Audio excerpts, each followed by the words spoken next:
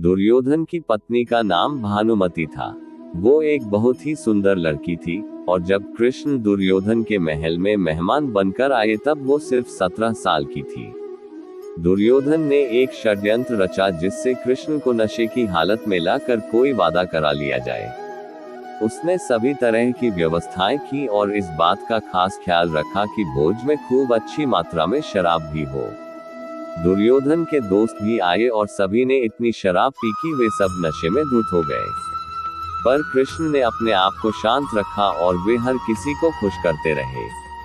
इस सारे हंगामे में भानुमति ने भी कुछ ज्यादा ही पी ली, जितनी वो पी सकती थी, उससे भी ज्यादा। वो एक युवा लड़की थी और उसे इन चीजों की आदत नहीं थी, तो वो नशे में बहकने लगी। कुछ समय बाद सभी लोग बहकने लगे और चीजें काबू से बाहर जाने लगी। भानुमति अपने पर काबू खो बैठी। वो कृष्ण से लिपट गई और उनके लिए अपनी इच्छा प्रकट करने लगी। कृष्ण ने उसे किसी शिशु की तरह संभाला और वे समझ गए थे कि स्थिति खराब हो चुकी थी।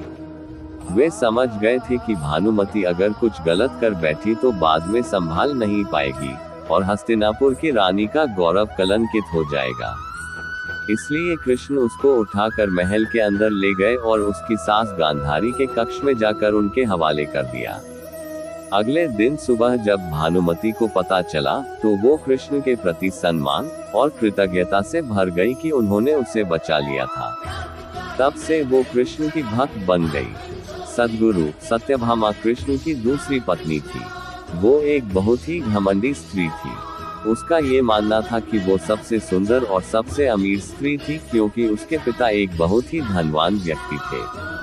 तो सत्यभामा जितने और जो रत्न और आभूषण और संपत्ति चाहती थी वो सब उसके पास थे। स्वाभाविक रूप से घमंड उसकी एक बड़ी समस्या थी। एक बार कृष्ण के जन्मदिवस के अवसर पर सत्यभामा ने सोचा कि वो सबको दिखाएगी कि वो कृष्ण को कितना प्यार करती थी।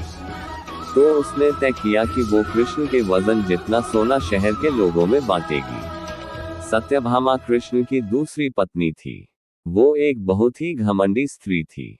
उसका ये मानना था कि वो सबसे सुंदर और सबसे अमीर स्त्री थी, क्योंकि उसके पिता एक बहुत ही धनवान व्यक्ति थे। तो सत्यभामा जितने और जो रत्न और आभूषण और संपत्ति चाहती थी वो सब उसके पास थे। स्वाभाविक रूप से घमंड उसकी एक बड़ी समस्या थी। एक बार कृष्ण के जन्मदिवस के अवसर पर सत्यभामा ने सोचा कि वो सबको दिखाएगी कि वो कृष्ण को कितना प्यार करती थी। तो उसने तय किया कि वो कृष्ण के वजन जितना सोना शहर के लोगों में बांटेगी।